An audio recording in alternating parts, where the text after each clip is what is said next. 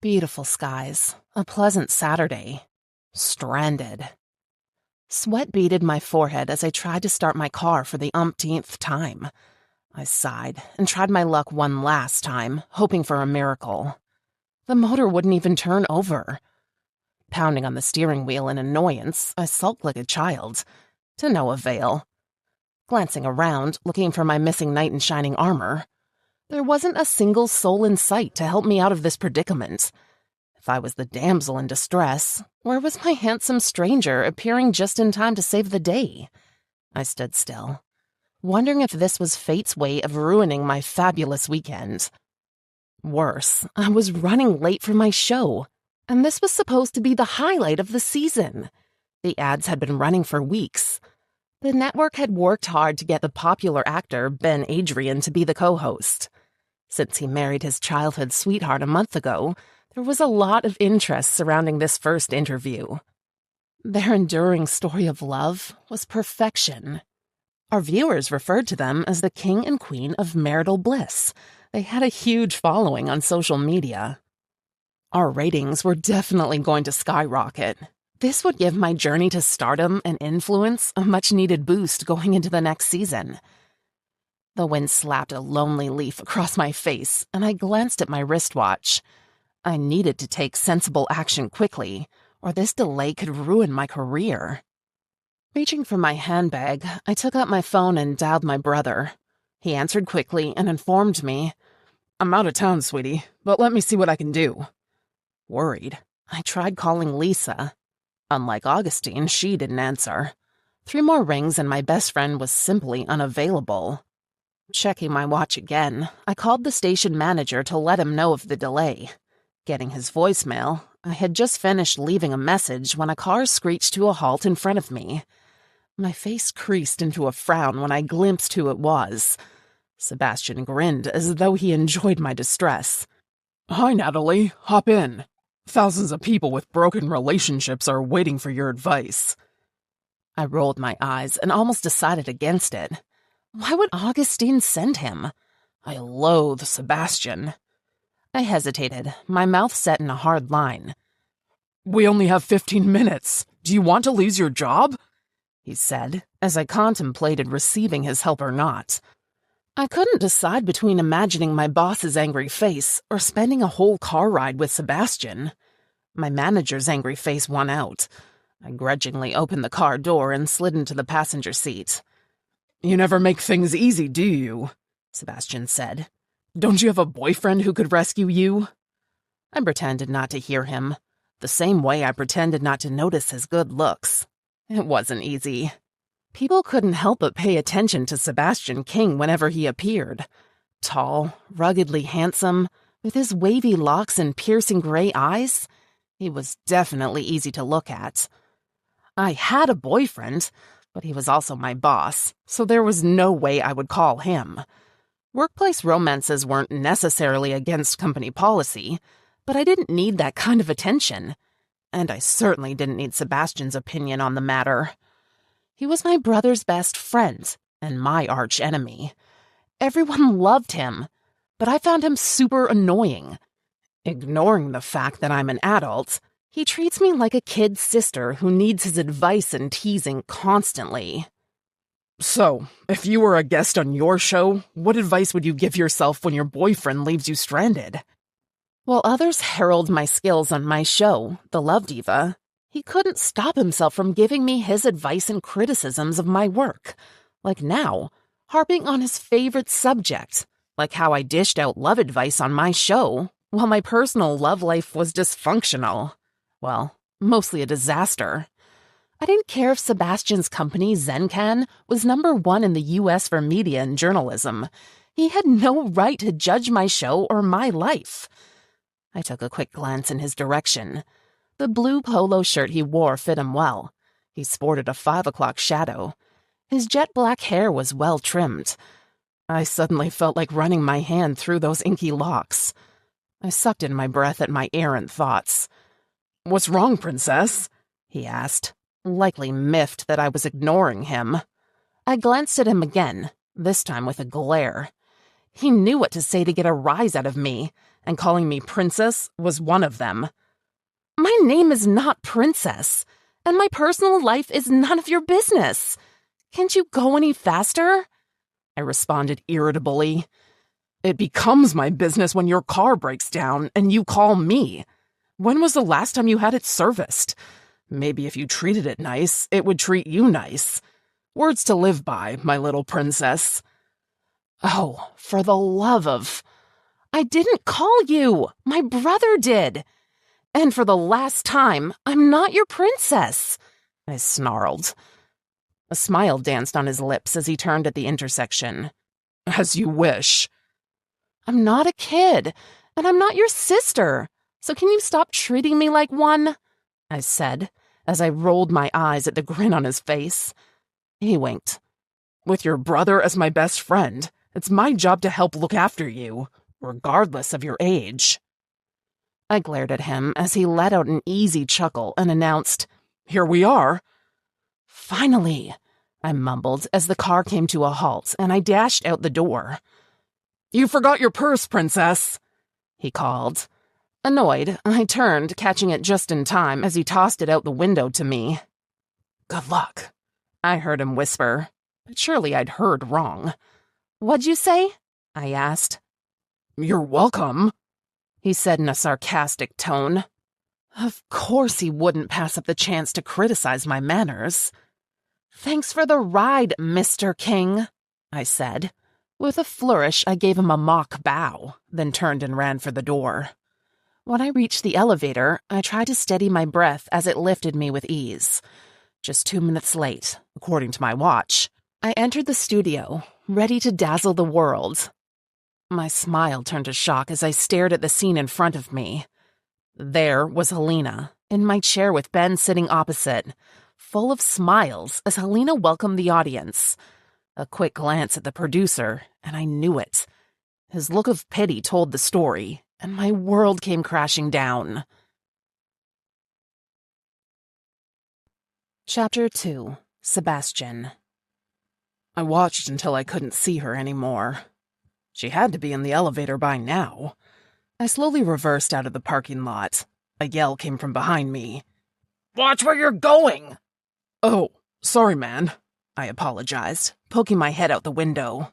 The man broke into a smile after recognizing me. Sebastian? King of media and journalism?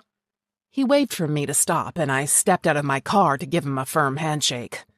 What brings you here? Checking out your D-News competition personally? He asked, lifting a brow. No, I came to drop off a friend with car trouble, I replied with a chuckle. Wow, you know someone working here? He inquired, intrigued. Natalie, the famous love diva, I replied, and his brow furrowed briefly. I could tell he was pretending to smile now. I should have known. Has she been getting tips from you? Natalie's a brilliant host. She doesn't need my help to be successful. I didn't like his sarcasm. All right, Sebastian, if you say so. See you around. He bobbed his head and walked away. I stared at him as he entered the building. He looked familiar. And then it hit me. He was the manager of D-News and Natalie's boss. Apparently, he was jealous of Natalie. The look he'd given when I said her name almost made it seem like he was begrudging her success. I got back into my car and drove out, my mind still reviewing the conversation with Natalie. Her beauty, intelligence, and drive had earned her much success, along with many enemies. I couldn't even count the number of times my staff suggested we make her an offer to switch to Zencan. When she was first looking for a job in media, I had tried, but she'd refused me. Now, I couldn't offer her a job for 2 reasons. 1, she was under contract with D-News. And 2, Natalie had an obvious dislike for me. I wasn't sure we could work together. As owner and president of Zencan, we would rarely need to see each other. Yet, I was sure we would butt heads before too long. She'd never been good at taking my advice before. I called Augustine to let him know what was going on. I just dropped Natalie off at work. Thanks for helping on such short notice. I'll pay you back with a special dinner when I get back, he said. That's okay. It's what we do, right? But I wouldn't mind if you let me know the next time your baked Alaska is on the menu. Augustine laughed. Will do. See you when I get back. Augustine and I had met 10 years ago. He was a chef at the hotel where I had honeymooned.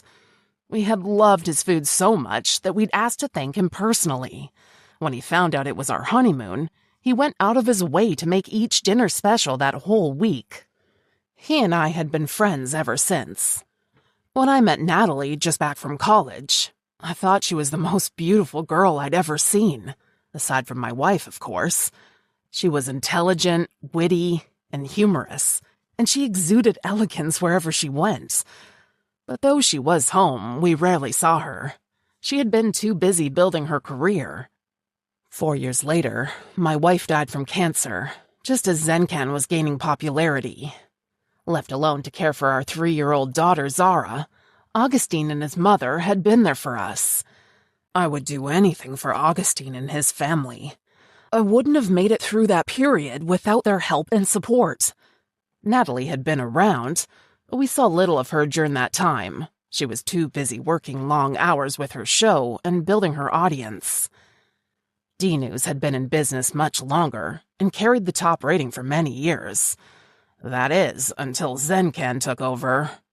For some unknown reason, that only seemed to increase Natalie's hostility towards me.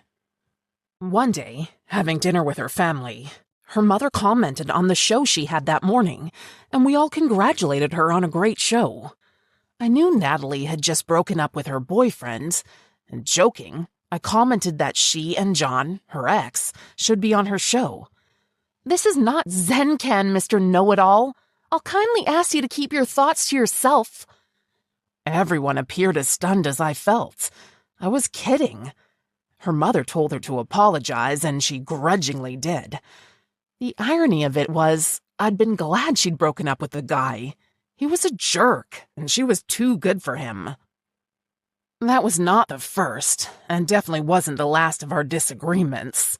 I couldn't help making comments as she went in and out of relationships. Who wouldn't? The love diva with relationship issues of her own? Augustine tried to mediate every once in a while when we got into it, but it was a lost cause. Even though our conversations were few, everyone knew Natalie and Sebastian would never see eye to eye. Secretly, I longed for the day that would change. I finally arrived home and Zara hurried out to welcome me. "Daddy!" she squealed. I smiled, lifting her into my arms. Zara would always be my pride and joy. "Would you like to visit any of your friends today?" I asked her as we walked into the house, hand in hand. "Rita is coming at noon to spend the weekend with us," she said, and I nodded my head. "That sounds like fun." Rita was Zara's best friend, and her mom ran the bakery down the street. At the door, I took off my shoes and Zara helped me. Taking a seat on the couch, I changed the channel to D-News. My eyes widened when I noticed someone else hosting Natalie's program. My heart skipped a beat as I remembered my conversation with her manager. I immediately switched to another channel and started flipping through my social media on my phone for any updates. She was already trending. People asking where the love diva was and what was happening. I admitted to myself I also wanted answers. Chapter 3. Natalie. Rushing to my office, I tried to collect my thoughts. How could you, Helena? I knew she didn't like me, but this was uncalled for. Taking my spot because I was 2 minutes late? Slumping in defeat, I sat and broke down in tears. My eye caught the sealed brown envelope on top of my desk with the D-News logo. I picked it up at once and tore it open. My jaw went slack when I saw the heading. Taking the letter with me, I stormed to Harry Deering's office to give him a piece of my mind, but it was empty. Harry was also my boyfriend. We'd vowed to keep our personal relationship separate from work, but the least he could have done was give me a heads up that my head was on the chopping block. More tears threatened to roll down my cheeks, but I shook them away. I wouldn't give Harry or anyone else the satisfaction of seeing me cry. My emotions turned to anger. I couldn't believe I had wasted all my efforts on this worthless company. I hunted for Harry in the main office area, a large room filled with desks.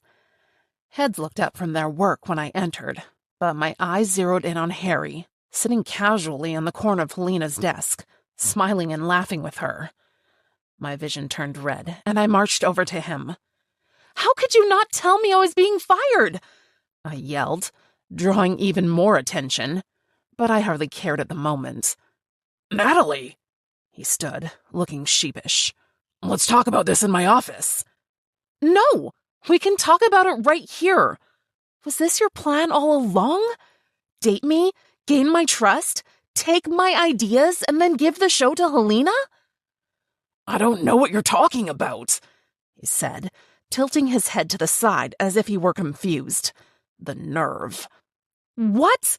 You didn't realize we've been dating? Or that it was my idea to bring Ben on the show?" His mouth gaped open, and he looked around, taking in our growing audience. "It doesn't matter. I should be grateful.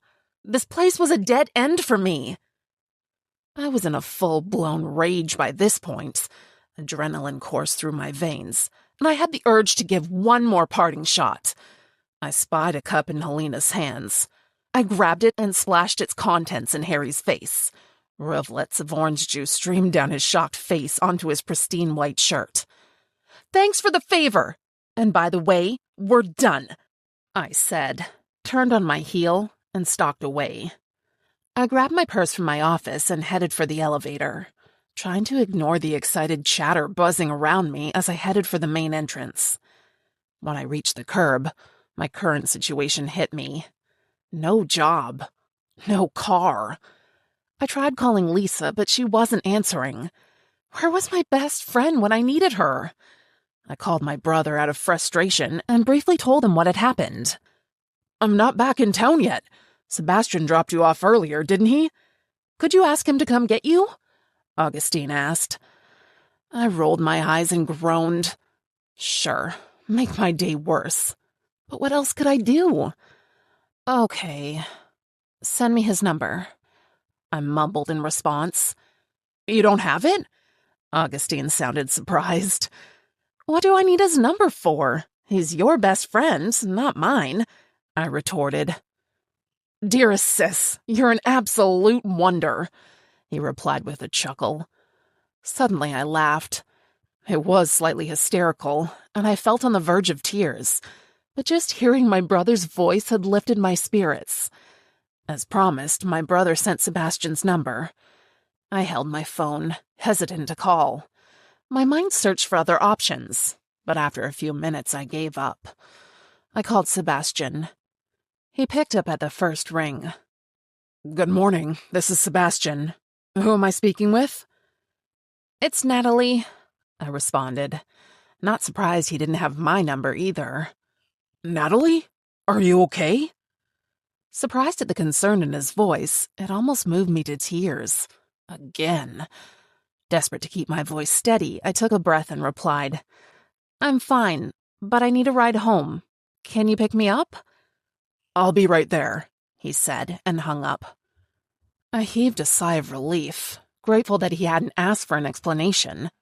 I wondered how long it would take before I was the news of the day. Perhaps I was already. I looked at my phone and saw the social media chatter. I scrolled through comment after comment. A mixture of responses. Some missed me, and others said mean things like the show was better off without me. The negative comments were the minority, but in my current state, they stung the most. I should have turned off my phone and ignored them, but I couldn't stop. I heard a car pull up in front of me, but the speculation of my fans and critics transfixed me. When I sensed someone standing right in front of me, I looked up and noticed Sebastian.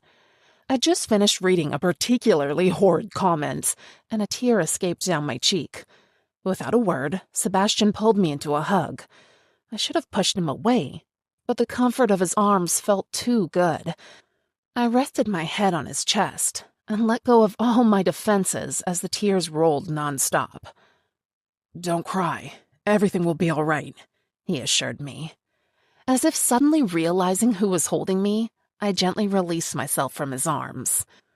Our eyes locked for a few seconds before I looked away, wiping the tears from my eyes and stepped back. "Thanks for coming," I said, coughing nervously. I walked to the car and got in. "I know it might not feel like it now, but being fired could open up new opportunities for you," he said, as he slid into the driver's seat. His words raised my hackles. I mentally chastised myself for breaking down in front of him. "Of course you would assume they fired me," I said, crossing my arms as he pulled out onto the street. He glanced at me briefly. "What happened then?" he asked. "Maybe I quit," I said, not able to bring myself to tell him the truth. "Fine. Sorry," he said. "Either way, this could be good for you." "I really don't need your opinion on the matter," I said, and stared out the window. Sebastian didn't say a word for the rest of the drive. I knew he was mad. He'd comforted me, come to pick me up when he probably had much better things to do, and I'd bitten his head off. The rest of the drive was quiet. As my temper cooled, I couldn't keep my thoughts from drifting to the hug we shared earlier. To be honest, it felt warm and natural. I wished it could have lasted longer, but I was too proud to admit it. As he parked the car, my phone started dinging nonstop with notifications, and I noticed my mom standing at the front door looking nervous. I looked at my phone and clicked on one notification. A video popped up and my stomach dropped. Someone had taken a video of my confrontation with Harry and posted it online. My mouth opened in shock as I listened to my screeching voice rant and rave, and then the parting shot when I tossed Helena's drink in Harry's face. I could have died of embarrassment right there in Sebastian's car. I looked up to find Sebastian had watched the whole thing. His expression was inscrutable, but I couldn't wait around for him to tell me how badly I'd messed up. I opened the door and practically jumped out of the car. "Thank you for the ride," I said, right before slamming the door and racing to the house. Chapter 4. Sebastian. I watched Natalie as she made her way past the gate. My shoulders slumped, and I felt a sudden onset of nausea. Still, I didn't want to drive away until I was sure she had gotten inside. I watched her exchange a few words and a hug with her mother. I swallowed visibly, my face expressionless. I couldn't help but feel sorry for Natalie, though my sympathy was probably the last thing she wanted. In what she would probably consider a moment of weakness, she'd let me hug her, and I couldn't help but remember how good holding her in my arms had felt. I wanted to be her friend, but I couldn't imagine her ever wanting more. I shouldn't have tried to comfort her. Natalie wanted nothing from me. I don't know why, but she despised me. Sure, I teased her and gave her advice about her love life and career, but it was nothing more than what Augustine did, and she didn't hate him for it. As soon as they walked in, I reversed my car and drove home. I never understood why I was different. I tried to remember any instance where I had purposefully hurt her, but I couldn't find one. So even though I didn't understand the rift between us, I knew I should stay out of it. She was about to go through a rough time, but like she'd said, it wasn't my business. When I got home, Rita was there. She and Zara were playing in the living room. As they played their games, I felt bored sitting around watching, so I went upstairs to my bedroom to relax. My head was pounding. I padded across the room to retrieve some painkillers from the cabinet in the attached bathroom. As I chewed the aspirin slowly, my eyes scanned around. I found a bottle of water and washed down the bitter taste in one gulp. Wishing the pain would go away soon, I headed for my bed. My phone buzzed just as I settled down, intending to take a nap. It was a text from Augustine. "Hey, buddy, is my sister safe at home?" Not up to typing, I called him instead. "Hello?" I said in a monotone voice. "Hi, is she home?" "Yes, she is," I replied sullenly. "Why do you sound so depressed?" he asked, noting the change.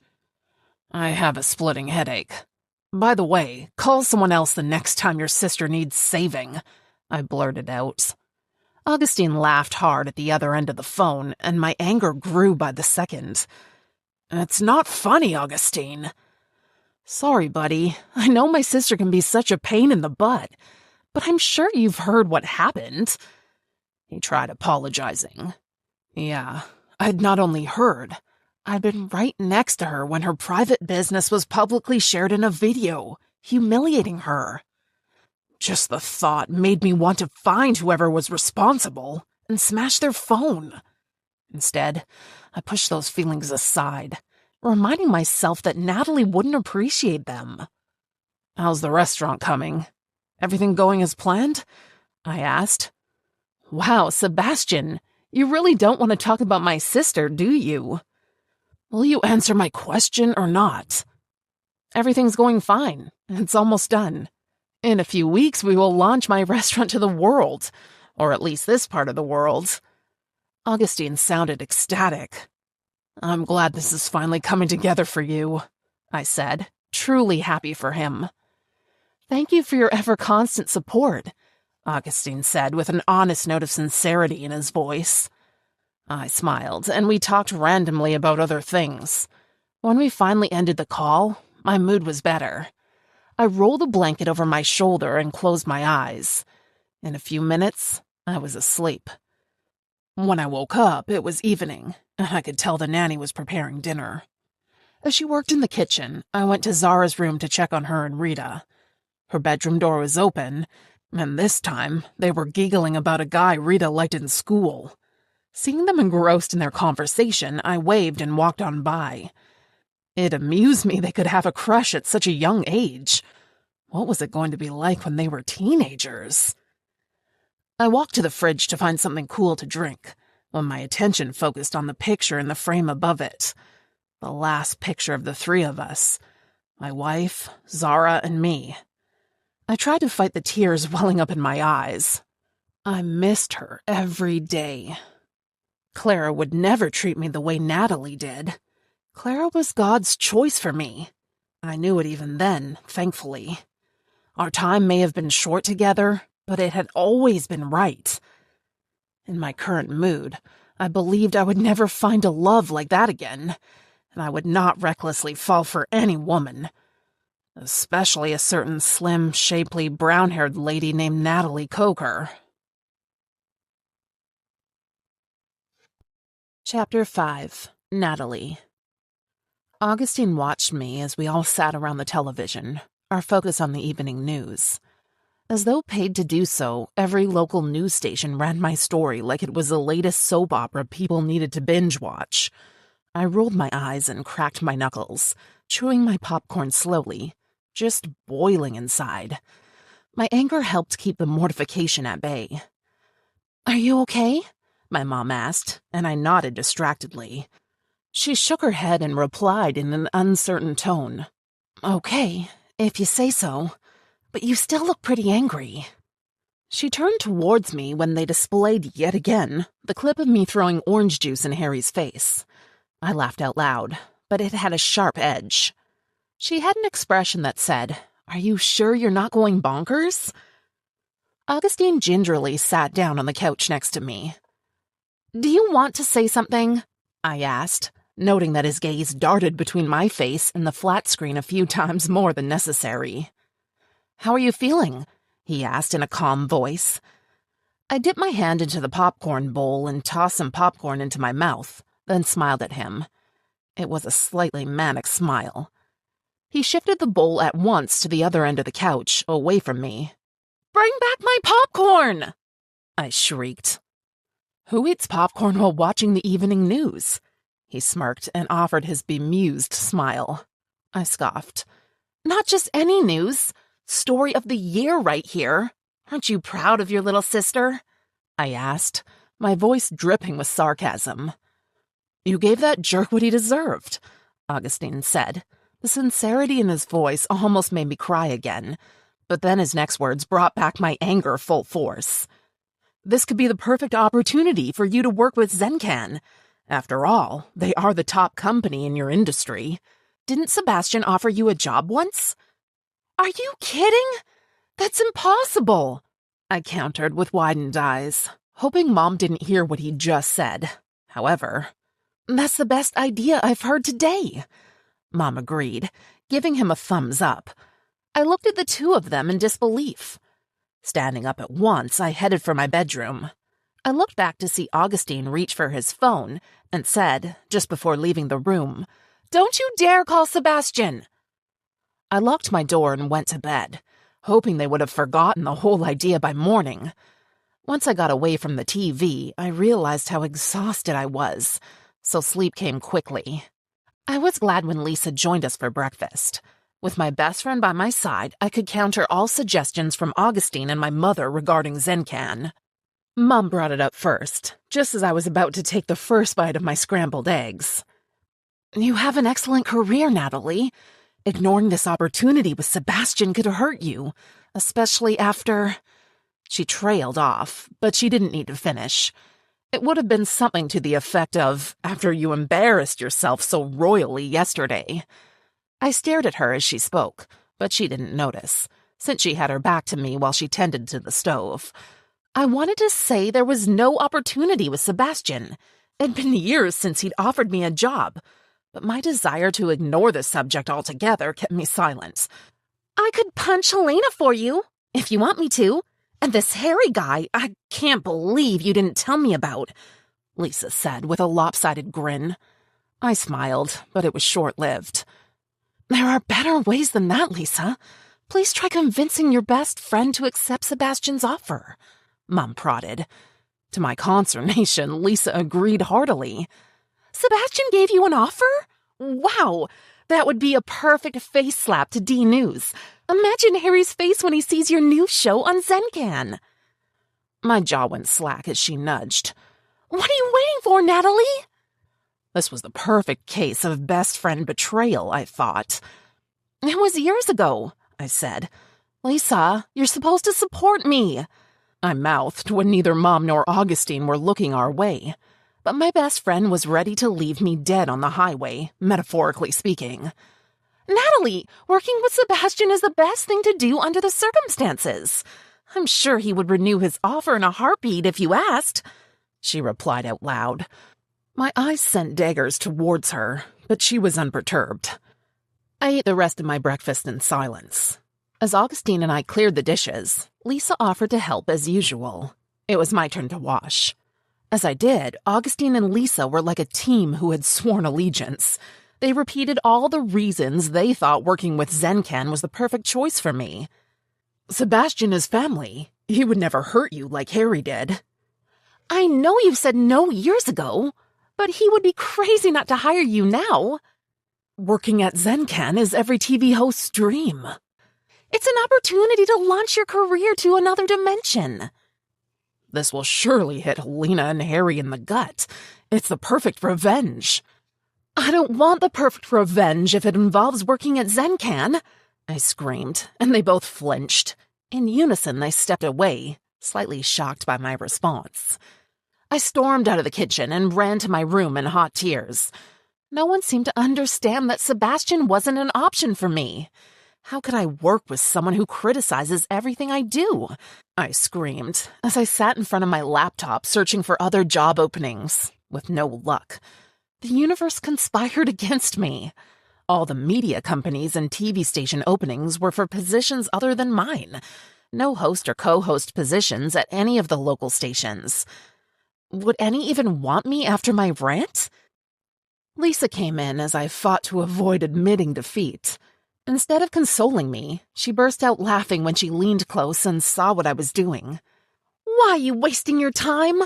God has provided a great option for you. I don't know why you are so against working with Sebastian. What is the story there?" I cast a furtive glance at her and shuffled my feet. Focusing once more on the laptop, I continued polishing my resume. Lisa fell back on the bed, arms splayed over her head in a dramatic pose. As I was about to stand up from my sitting position, an email arrived. "We've considered your application and think you might be the perfect fit for our media house." "Yes!" I squealed and drummed the table in glee. Lisa sat up, wondering what all the excitement was about. She moved closer to read the email. Her eyes darted between the unfamiliar logo and signature. She stared disbelievingly at me, shaking her head repeatedly. Pretending not to notice her gestures, I moved to the bathroom. Case closed. I was on my way to finding another job, one that did not involve working for Sebastian.